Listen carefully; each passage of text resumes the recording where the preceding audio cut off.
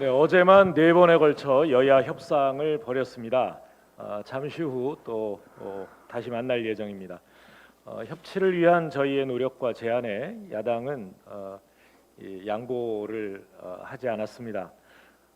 핵심 쟁점에 대해서는 아무런 대안조차 내놓지 않았습니다. 어제 협상하면서 고구마 100개쯤 먹은 것 같은 답답한 심정이었습니다.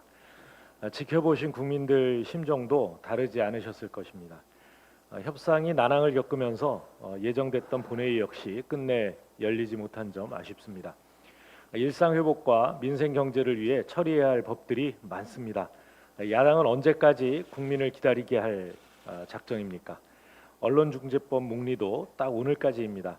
잠시 후 마지막 회동 결과 후에 결단하겠습니다. 어제 의총에서는 가짜뉴스 피해규제법 개정과 언론 개혁의 필요성에 대해 우리 당 의원님 전원이 동의해 주셨습니다. 지난 17대 국회에서 언론중재 및 피해구제에 관한 법률이 제정될 때 징벌적 손해배상제가 포함되지 못한 이유부터 이번 문체위와 법사위에서 어떠한 고민을 거쳐 법안이 심의됐는지 이 법의 연역과 필요성에 관한 심도 깊은 대화와 토론이 있었습니다. 특히 언론의 가짜 뉴스로 기업이 도산하는 등 회복할 수 없는 피해가 발생했지만 피해 구제를 위해 이 언론중재위원회와 법원 등을 거쳐 3, 4년이 지나서야 변호사 비용도 안 되는 고작 평균 500만 원 정도의 배상금을 받는 것으로 그친 사례가 많았다고 합니다. 기업이 이 정도인데 개인은 어떻겠습니까? 시간과 비용, 정신적 고통은 감당하기 어려웠을 겁니다. 생생한 사례까지 들려주시며 저희들에게 이름해 주신 뜻 잘 새겨서 법안 협상에 만전을 기하도록 하겠습니다. 국민의힘당 이준석 대표가 어제 저녁 MBC 100분 토론 촬영 30분 전에 불참 통보를 했다고 합니다.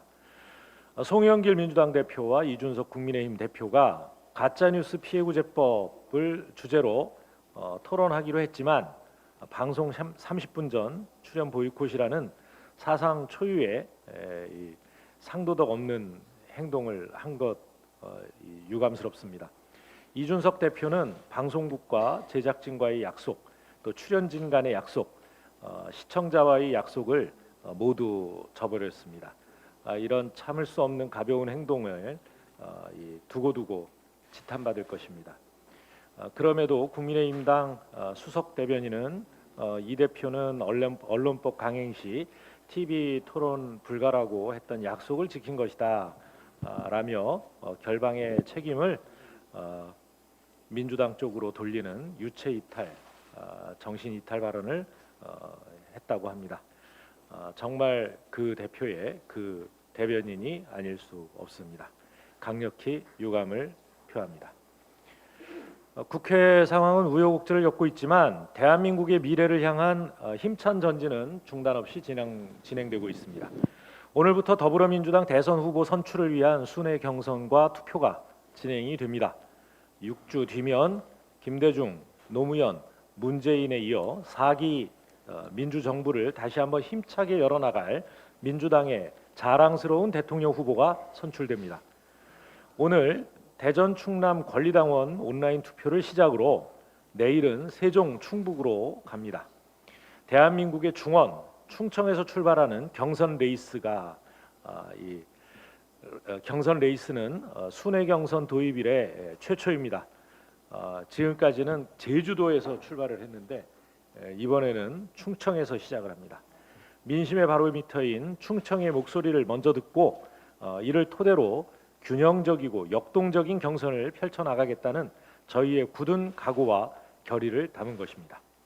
치열히 경쟁화돼 국민의 눈과 귀에 거슬리는 일이 없도록 살피고 또 살피겠습니다. 불협화음은 줄이고 원팀의 하모니는 널리 퍼져나갈 수 있도록 해현 경장, 이 검은고에 이 현을 풀어서 다시 묶는 각오로 이 경선 관리에 만전을 기하겠습니다. 이상입니다.